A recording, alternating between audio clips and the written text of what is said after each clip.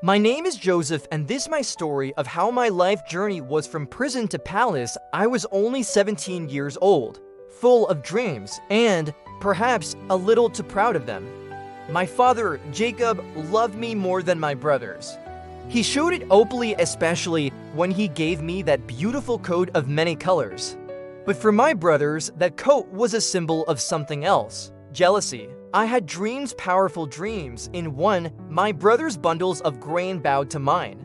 In another, the sun, moon, and 11 stars bowed before me. I didn't understand them fully, but I knew they meant something big. They looked at me with hatred I didn't yet understand. Then came the day I went to check on them in the fields. I saw them from a distance, and for a moment, I thought they were happy to see me.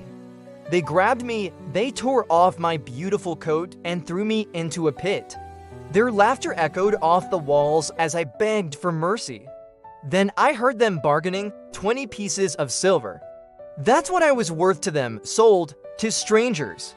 Dragged away in chains to a land I'd never seen before, Egypt. In Egypt, I was sold to Potiphar, an officer of Pharaoh.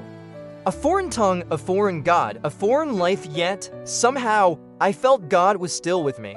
So I worked hard, I served faithfully, and soon Potiphar trusted me with his entire household. Everything I touched seemed to succeed, and for a while, I thought maybe this was my new beginning. But then came temptation, Potiphar's wife. Day after day, she tried to seduce me. I refused again and again, saying, "How could I do such a wicked thing and sin against God?" That's when her desire turned to rage. She lied, and her lie became my sentence: prison, cold, dark, forgotten. I had done nothing wrong, yet I was punished anyway. I remember sitting on that stone floor, staring at the ceiling, whispering, "Lord, why this?" And the only answer I felt in my heart was, wait, even in prison, God's favor didn't leave me. Soon, the warden trusted me too. I helped manage the other prisoners, and that's where I met two of Pharaoh as servants, the cupbearer and the baker. They both had strange dreams one night, and they were troubled. I told them interpretations belong to God. Tell me your dreams. The cupbearer's dream meant he'd be restored to Pharaoh's service. The baker's meant death, and it all happened just as I said. Before the cupbearer left, I pleaded with him, "Please, remember me when you stand before Pharaoh." He promised he would. But days turned into months, months into years. And I was still there, forgotten, or so I thought. Then one morning, everything changed. The guards rushed in. "Pharaoh wants to see you." My heart pounded. I was cleaned, shaved, dressed, and brought into the throne room of the most powerful man in the world. Pharaoh looked at me and said, "I heard you can interpret dreams." I swallowed hard and said, "I cannot, but God will give Pharaoh the answer he desires." He told me his dreams: 7 fat cows devoured by 7 thin ones, 7 full ears of grain swallowed by 7 scorched ones.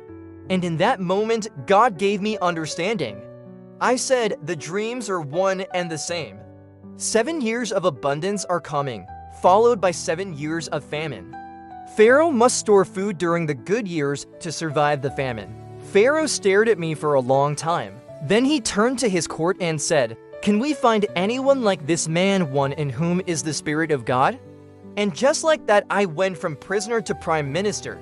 He placed his signet ring on my hand. He gave me robes of fine linen and a gold chain around my neck. In one moment, my whole life changed, but God wasn't done yet. When the famine struck, people came from everywhere desperate for food. One day, I looked up and there they were, my brothers, older, thinner, humbled. They bowed before me, not knowing who I was. My heart pounded. The dreams were coming true right before my eyes. I saw the purpose behind my pain.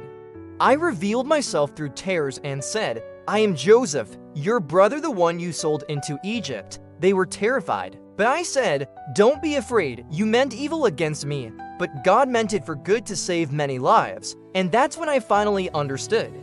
All the pain, the betrayal, the years in prison, none of it was wasted.